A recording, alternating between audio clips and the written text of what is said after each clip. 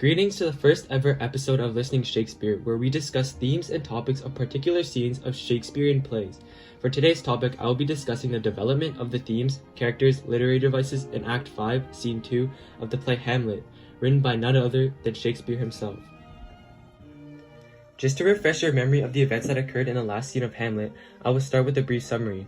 The final scene takes place at the castle of Elsinore, where Hamlet informs Horatio that Rosencrantz and Guildenstern had papers that demanded the death of Hamlet. Hamlet explains that he replaced those papers with forgeries, demanding the death of the bearers, which were taken by pirates.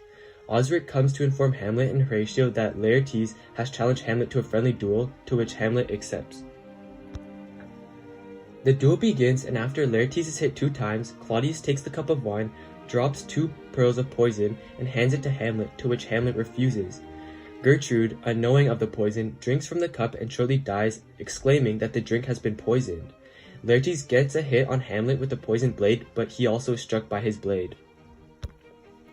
Laertes, in his last moment, explains how he, Hamlet, and Gertrude have been all poisoned and that Claudius is to blame. Out of rage, Hamlet kills Claudius. In their last words, Hamlet begs for forgiveness and Laertes forgives him.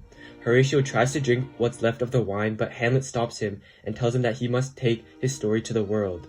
At last, Fortinbras returns from Poland, as Hamlet has prophesied that Fortinbras will be the new king of Denmark. Horatio tells Fortinbras that all that happened, and Fortinbras asks that Hamlet be borne away with honor of a soldier. Violence and death is the most prominent theme in the scene. We see Claudius and Laertes' plan take action as Hamlet accepts the duel. Even though Hamlet thinks the duel is friendly, we know that Claudius and Laertes have the intention to kill Hamlet. However, as the duel begins, the plan ironically falls apart, as we see Gertrude drink the poisoned wine, Laertes and Hamlet both struck by the poisoned sword, and Claudius poisoned and killed by Hamlet. Another apparent theme is revenge. Revenge is evidently demonstrated when Laertes says, quote, "I am satisfied in nature, whose motive in this case should stir me most to my revenge," end quote, and strikes Hamlet with the poisoned blade. Hamlet exhibits his revenge against Claudius when at the beginning of the act he angrily says, quote, "He that hath killed my king and whored my mother, popped in between the election and my hopes, thrown out his angle for my proper life," end quote. He continues with his revenge by poisoning and killing Claudius. The last display of revenge is shown from Fortinbras, where he has had thoughts of revenge for the murder of his father, however never acts on his revenge, because when he arrives at the kingdom, all that he would have avenged is already given to him. The king, queen, and prince of Denmark are all dead, and he now controls all of Norway and Denmark. One theme that is only demonstrated in the last scene is forgiveness. As Hamlet and Laertes are both dying due to the poisoned blade, Hamlet begs for forgiveness, confessing that he had wronged Laertes for killing his father and for playing a part in his sister's suicide. Forgiveness is shown by Laertes before his death. In his final words, Laertes tells Hamlet to, quote, "exchange forgiveness with me," end quote, and refers to Hamlet as noble, which ultimately resolved the conflict between Laertes and Hamlet and made way for forgiveness. Another example of forgiveness is at the very end of this scene, when Fortinbras asks Hamlet to be borne away with the honor of a soldier, end quote.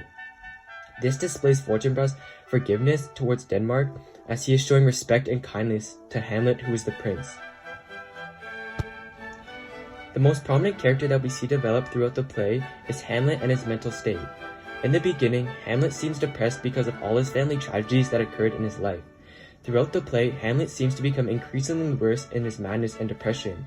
We see Hamlet start to develop this confidence in Act 4 when he says, quote, "Oh, from this time forth my thoughts be bloody or be nothing worth," end quote, which shows Hamlet's determination to finally take his revenge on Claudius, and is no longer scared to do so. Hamlet again shows his confidence in Act 5 with the quote, "readiness is all," end quote. This further shows Hamlet's evolution from a depressed man to a confident man as he prepares to fight Laertes. Another character that we see developed is Laertes. Laertes wants to protect his sister Ophelia from heartbreak and avenge the death of his father Polonius. Laertes is very impulsive to avenge his father's death, which ultimately leads to getting himself killed. Throughout the play, we see that Laertes has a strong vendetta against Hamlet, first for having a relationship with Ophelia, and especially after murdering Polonius. However, Laertes changes when both he and Hamlet are dying from the poisoned blade. Hamlet begs for forgiveness for the death of Polonius and being part of Ophelia's death, and Laertes responds, quote, "Exchange forgiveness with me, noble Hamlet. Mine and my father's death come not upon thee, nor mine on thee." End quote. This shows a forgiving side to Laertes that had not been seen before in the play, where before he was so driven by revenge. The final character we see develop is Claudius. In the beginning of the play, Claudius gives the impression that he is an apathetic character that only cares about keeping his place on the throne. It is not until later in the play that we can see Claudius is more humane than we think, as he asks God for forgiveness but realizes that he cannot give up the benefits of his crime, when he says, "My fault is past, but oh, what form of prayer can serve my turn? Forgive me my foul murder. That cannot be, since I am still possessed of those effects for which I did the murder, my crown, mine own ambition, and my queen." End quote. This shows Claudius knows that he has done so much wrong and how he differs from our initial perspective of him. However, even though he shows more signs of guilt, we see how he is not capable of giving up all that he has granted from his wrongdoings. Next, we will move on to literary devices. Many literary devices were implicated that helped develop the overall scene of the play. Shakespeare used situational irony when Hamlet took the letters that demanded he is put to death and replaced it with a forged letter demanding the execution of Rosencrantz and Guildenstern. This is ironic because the bears were bringing Hamlet to his death and now they were being led to their own deaths. Shakespeare uses dramatic irony when Claudius puts the poisoned pearls in the wine and Gertrude unknowingly drinks the wine intended for Hamlet.